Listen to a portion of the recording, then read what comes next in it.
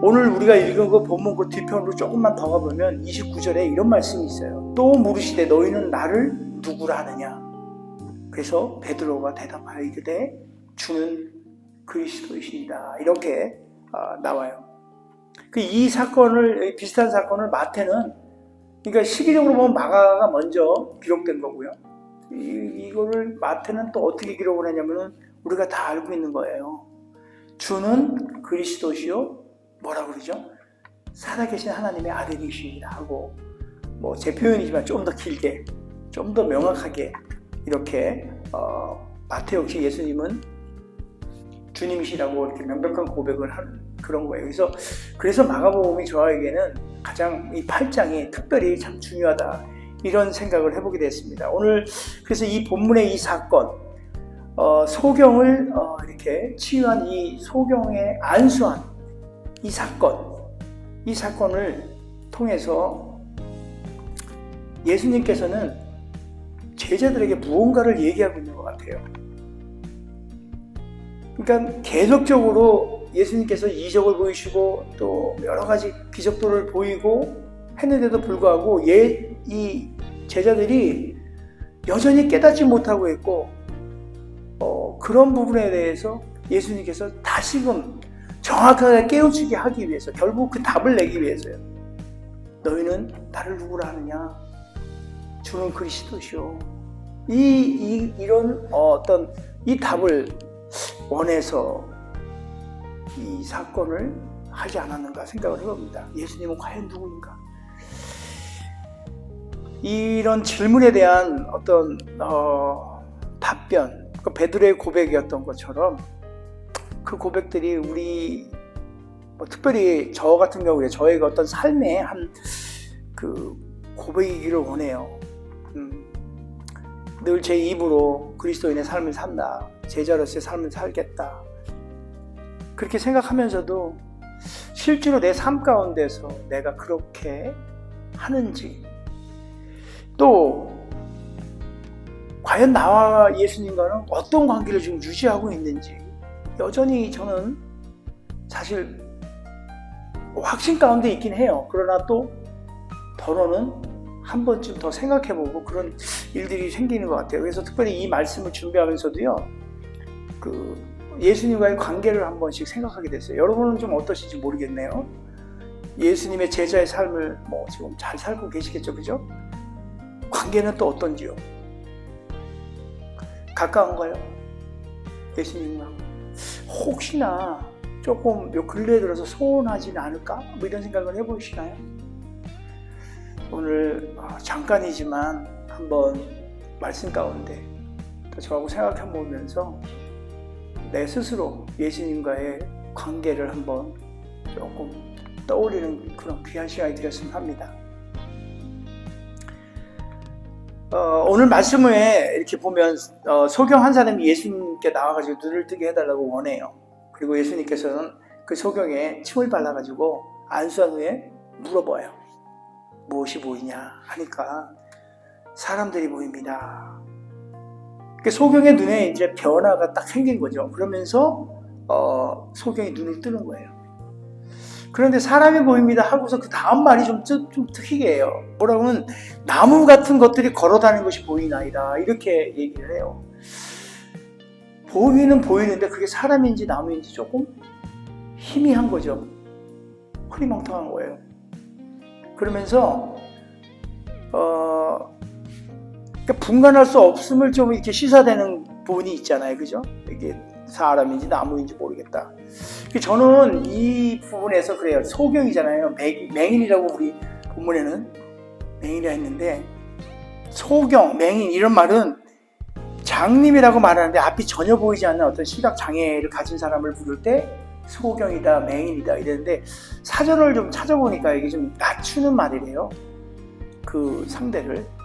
그러니까 우리는 사실 표현하기에 그냥 시각 장애인이다 이렇게 표현하는 것이 우리 한국 이제 요즘 시대적인 정서에 좀 맞는 것 같아요. 그래서 이 시각 장애인이 나무인지 사람인지 구분이 안 돼요. 희미하게 보고 있다는 거예요. 그런데 저는 한 가지 여기서 생각이 좀 들었어요. 이 맹인이 태어날 때부터 맹인이 아니었던 것 같아요.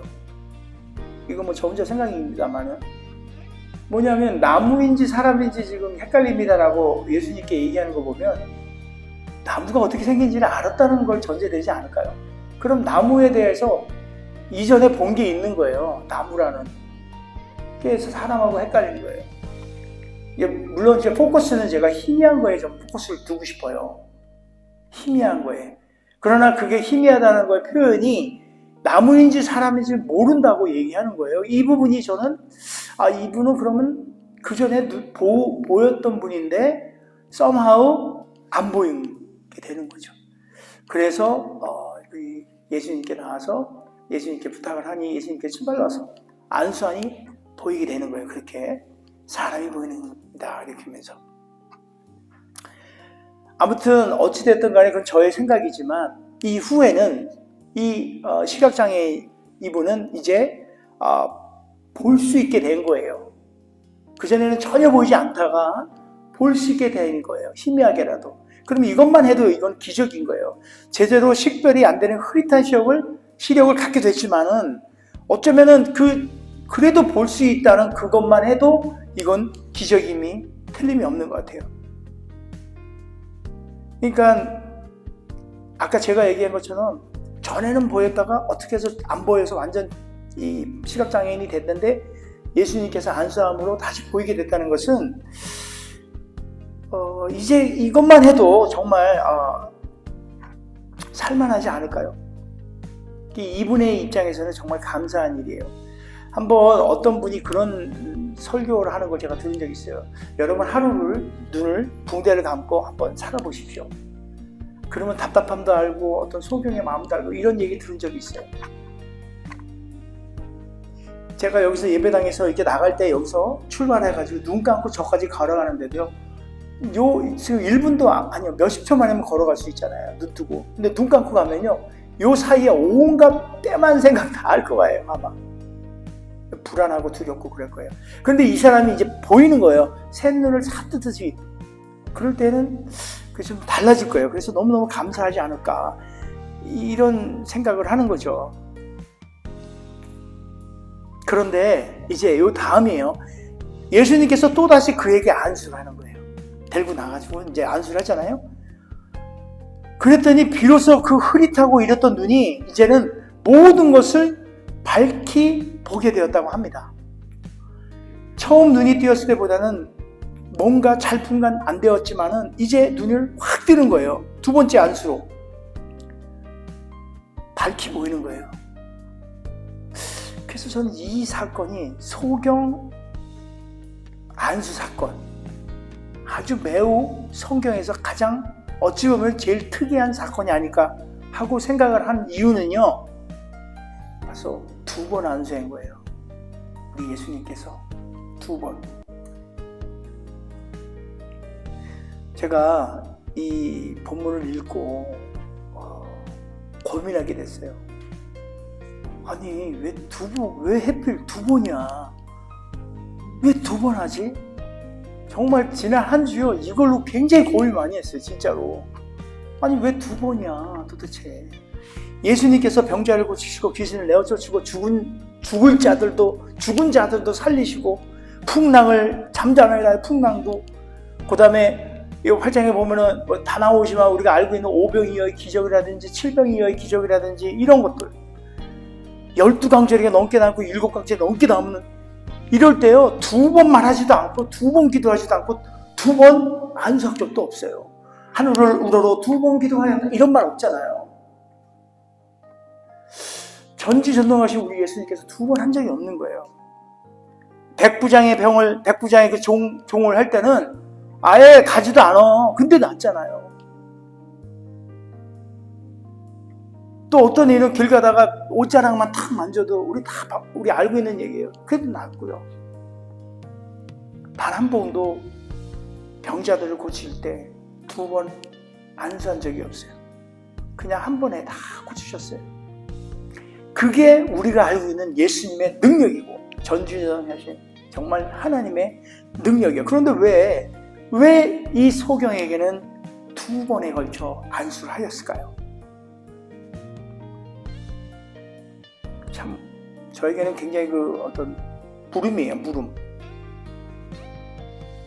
그래서 조금 저다운 생각을 했는데 어떤 걸 했냐면 하도 그동안 돌아다니면서 너무 많이 안수해주고 너무 능력을 많이 뽑아가지고 그냥 기진맥진해서 오늘 이렇게 반만 됐나?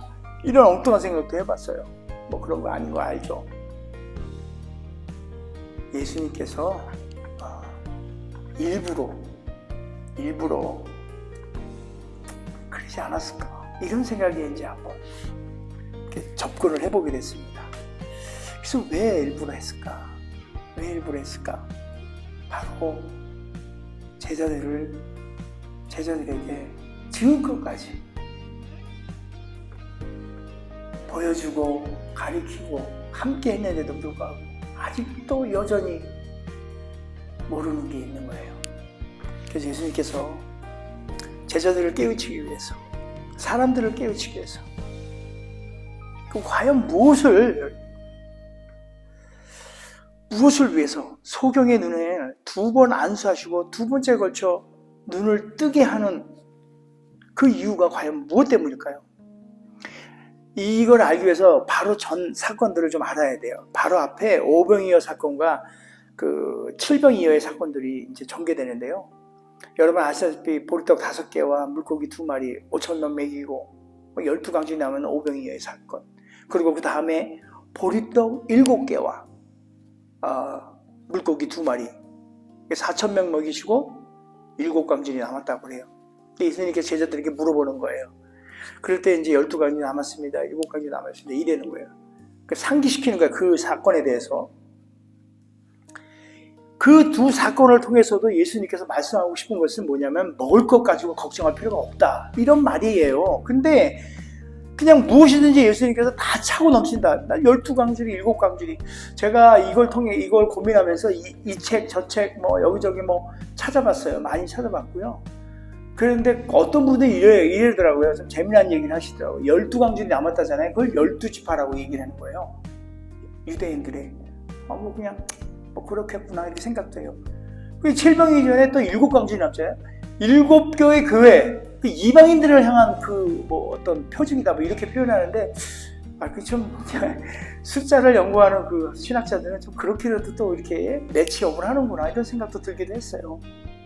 아무튼 늘 언제나 풍성함으로 우리에게 베푸시는 그 예수님의 그 이야기를 제자들에게 또 하고 있는데도 불구하고 제자들은 여전히 모르는 거예요.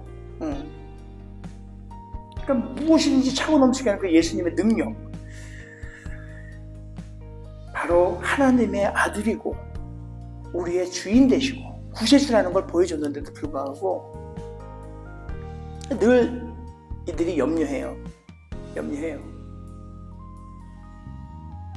예수님께서 제자들과 함께 이렇게 이제 배를 타고, 성경에는 그 달마누다로 간다고 되어 있어요. 달마누다. 제가 정확하게 여기는 어딘지는 모르겠지만 아무튼 또 다른 지역으로 또 이동하는 거예요. 그러나 그럴 때 이제 여기서 문제예요. 제자들이 걱정해요. 왜냐하면 뭐라고 걱정했냐면 16절에 보면 8장 오늘 본문의 전에 보면 16절에 보면 제자들이 서로 수군거리기를 이는 우리에게 떡이 없음이로다 하고는 그 떡을 챙겨오는 걸 까먹은 거예요. 딱 한 덩이만 갖고 온 거예요. 그러니까 5병이어라든지 7병이어 이 기적들을 모두가 이렇게 체험했는데도 불구하고 그분들이 다 이게 눈앞에서 당장 자기네들이 막 이렇게 했잖아요. 다 이렇게 돌아다니는. 그럼에도 불구하고 오늘 지금 16절에 말씀드린 떡이 없다 해가지고 자기네들끼리 이렇게 수군대는 거예요. 그러니까 먹을 것을 또 걱정하는 거죠. 17절에 이렇게 이어집니다. 17절 말씀 보니까 예수께서 이르시되 너희가 어찌 떡이 없음을 수군거리느냐. 그러니까 또 먹을 것 갖고 니네들 뭐라 얘기하고 그 예수님의 그 진짜 그 뭐죠? 그 알지 못하고 깨닫지 못하는 거에 대해서 예수님께서 얘기해요. 책망하는 거죠. 또 18절에 보니까 너희가 눈이 있어도 보지 못하며 귀가 있어도 듣지 못하느냐. 그리고 한 가지 더 기억하지 못하느냐. 저는 이 말씀에 은혜 받았어요. 성경에 저는 보지 못하냐 듣지 못하냐까지는 제가 알고 있었던 것 같은데 이번에 보니까 기억하지 못하느냐.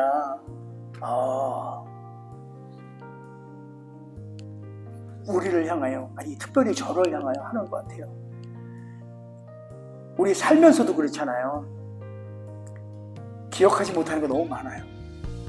특별히 하나님께서 나를 얼마나 사랑하시고 나에게 정말 죽을 수밖에 없고 진짜 정말 내가 진짜 그 은혜를 내가 기억하지 못하는 거예요. 그래서 솔직히 저의 마음입니다. 제가 조금 기억이 안 나도, 진짜 기억이 안 나도 저 그런 말 안 하려고 그래요. 예수님 기억이 안 나는데 이런 거 안 하려고 그래요. 인간적인 관계 속에서도 마찬가지예요. 기억이 안 났어요. 기억이 안 나요. 이거 모르쇠 작전 아닙니까? 국회에서도 우리나라. 기억이 안 나요 하지 마세요. 예수님이 이런 훌륭한 얘기를 하셨네. 아무튼 그러면서 21절에 보니까, 그러니까 그때 물어보죠. 그 전에 몇 조각이 남았냐, 바구니 몇 개월만 남았느냐, 이렇게 하니까 12냐, 7개 다 얘기하거든요. 그러면서 얘기를 해요. 아직도 깨닫지 못하느냐. 예수님께서 이렇게 2번, 3번씩, 여러분 아시죠? 2번 얘기하면 뭐라고 굉장히 강조한다잖아요. 여기 그러는 거예요. 17절에서 알지 못하며 깨닫지 못하느냐, 그리고 21절에서 아직도 깨닫지 못하느냐, 다시 상기시켜 줬는데도 불구하고 못한다는 거예요. 눈이 있어도 보지 못하고, 귀가 있어도 듣지도 못하고, 보아도 제대로 보지도 못하고, 제대로 들은 것도 아니고, 그저 그냥 사람인지 나무인지 분간 못하고, 그런 상태들을 기억하지도 못해내는 그런 상태에 있는 그들에게, 그 제자들에게, 아니 오늘 이 시간 저와 여러분에게 주님께서는 아직도 깨닫지 못하느냐고 물어보시는 것 같아요. 그들을 위해서, 우리를 위해서 오늘 이 사건, 소경 안수 사건, 2번의 안수가 있었음을 우리에게 보여줍니다. 첫 번 안수를 베풀자 소경의 눈을 뜨기는 했지만 반쯤 떠진 거예요. 나무가 걸어가는지 사람이 걸어가는지 분간을 못하고 희미하게 보인다고 해요. 그게 예수님과 방금 전에 이 모든 걸 겪은 그 제자들 방금의 이 상태인 거예요. 지금의 이 상태. 예수님에 대해서 정말로 이제 지금쯤은 환하게 눈을 뜨고 그 예수님을 진짜 바라봐야 할 텐데 여전히 아직 잘 모르면서 하나님의 아들인지 구세주인지 아이고 참 그냥 한 선지자냐 물어보잖아요. 그런 건지 아직도 긴가민가하고 희미하게 제대로 보고 있지 않는 거예요. 어쩌면 우리도 은혜 가운데 이 자리에 와 앉아 있으면서도 불구하고 희미하게 여전히 그러고 있지 않나요?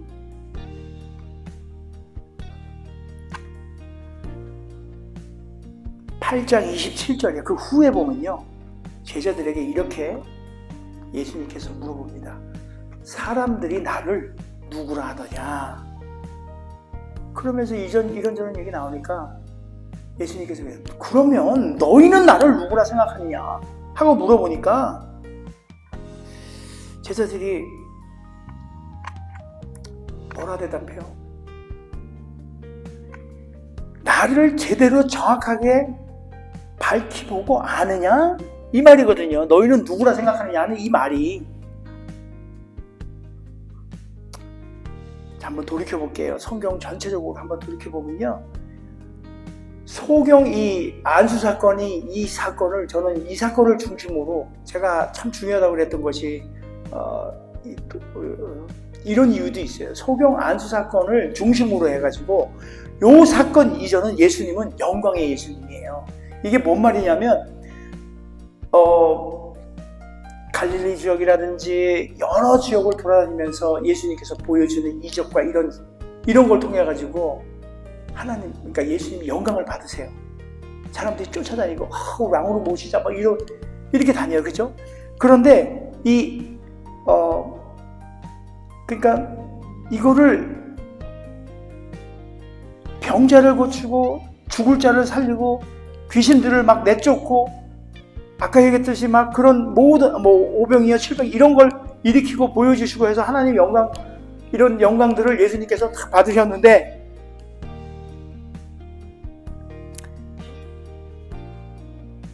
그런데 제자들은 그 모습만 보고 있는 거예요. 그냥 그것만. 그래서 예수님을 믿기만 하면 그냥 자기네들도 그 영광 가운데 있다고 생각하는 거예요. 그것은 오늘 예수님께서 책망하며 물어보는 것처럼 반만 눈뜬 거예요. 반. 흐릿한 예수님을 알고 있는 거예요. 그러니까 이 소경 사건 이전에는 그런데 이후에는요, 예수님께서 별로 기적을 보이지 않으세요. 오히려 로마 병사들에게 잡혀서 힘없이 십자가를 짊어지고 힘없이 온갖 고난을 다 받습니다. 그래서 제가 이렇게 얘기하고 싶어요. 소경 사건 이전은 예수님은 영광의 예수님이야. 그런데 소경 사건 이후에 예수님은 고난의 예수님.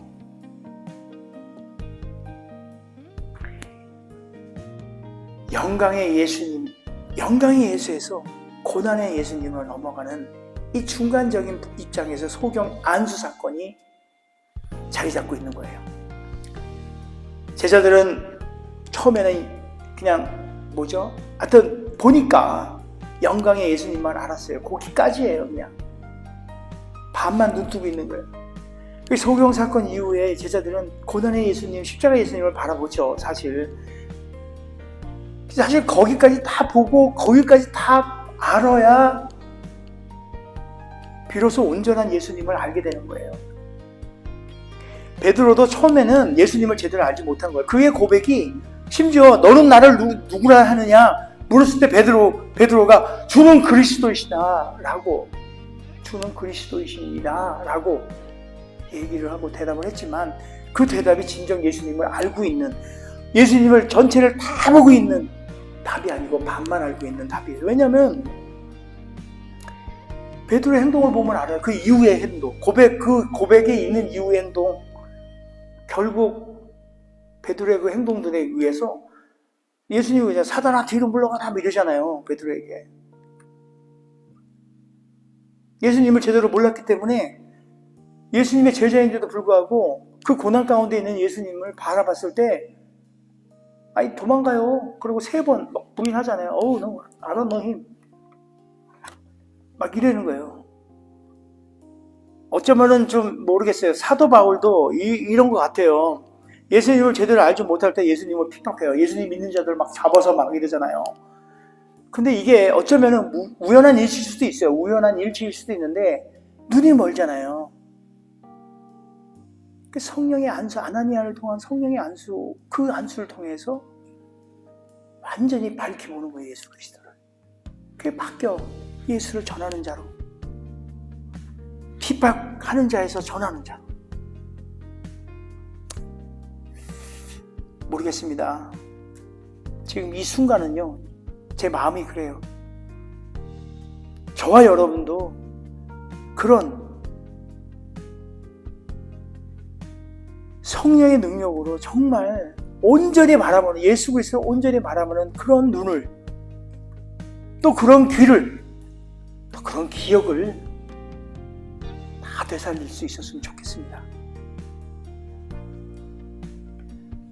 예수님을 믿고 따를 때 영광만 바라보고 살아간다면 그는 우리 본문의 그 제자들처럼 반쪽 신앙이 되는 것 같아요. 믿고 따를 때 고난 또한 있다는 것을 우리가 알아야 될 것 같아요. 십자가가 있다는 것도 알아야 될 것 같아요. 그리고 그것 또한 감당하고 함께 지고 갈 때 온전한 신앙의 모습으로 쓸 것 같습니다. 요즘 이 시카고 지역이 조금 그래요. 제가 몇몇 목사님들도 만날 때마다 이렇게 새로운 만남을 통해서 만날 때도 이런저런 얘기 나눌 때 그분들도 우려하는 부분들이 있는데 저 역시 마찬가지예요. 요즘 시카고 지역에 이단들, 또 사이비들 이런 것들이 뭐 시카고 지역뿐만 아니라 전 세계적으로 지금 많이 막 이렇게 난무하는 세상이 된 것 같아요. 제가 얼마 전에 넷플릭스라는 영화 보여주고 뭐 이런 채널이 있는데 거기에 사이비 교주되는 법이 나오더라고요. 4부작인가 몇 부작인가. 그걸 제가 일부는 봤어요. 일부를. 오해하지 마십시오. 제가 그거 보고 사이비 교주하려고 그러는 건 아니고요. 알아야 면장을 한다고 그걸 보게 됐어요. 아무튼 지금 이 주변에 너무 많은 것 같아요. 심지어 죄송한 얘기지만 우리 목사님들도 조금 어떨 때는 헷갈려 하시는 것 같아요. 영광만 받기 때문에 그럴지도 모릅니다. 얼마 전에 이 지역에 한 저는 이제 젊은 청년이라고 생각하는데 이 친구가 와서 집회를 했어요. 근데 그 친구가 어떤 신앙을 갖고 있냐면 직통계시라는 걸 해요. 여러분 직통계시라는 말 들어보셨잖아요. 구원파라든지 이런 분들 이단들이 제일 먼저 하는 거예요. 자기를 신격화시키는 거예요. 이게 자기가 꿈을 꿨는데 예수님이 이렇게 하라고 그랬다는 거예요. 물론 그럴 수도 있겠죠. 근데 여러분 들어보세요. 내가 꿈을 꿨는데 어저께 꿈에 예수님하고 우리 집사람하고 둘이 예수님을 만났는데 예수님이 오셔가지고 커피 한잔 했대요. 그 말도 안 되는 얘기를 그러면서 예수님이 이런 거 하라고 그랬다는 거예요. 이거 뭐 머리 아픈 얘기예요. 그거를 성도들 모아놓고 내가 그렇다 이게 그러면 자기도 신격화 하는 거예요. 이렇게 이제 그런 일들이 이 시카고 땅에 지금 막 일어나요. 근데 그걸 또 믿고 우리 권사님들은 또 모여들어 거기에. 이게 왜 그럴까요? 고난은 싫은 거야. 거저 그냥 이적 같은 그런 기적들만 보고 싶은 거야. 그래서 그런 분들의 특징이 그래요. 성령주의, 좋은데 성령의 어떤 사모함은 좋은데요. 너무 신비주의예요. 머리 갖다 대면 픽 쓰러지고 이런 것들.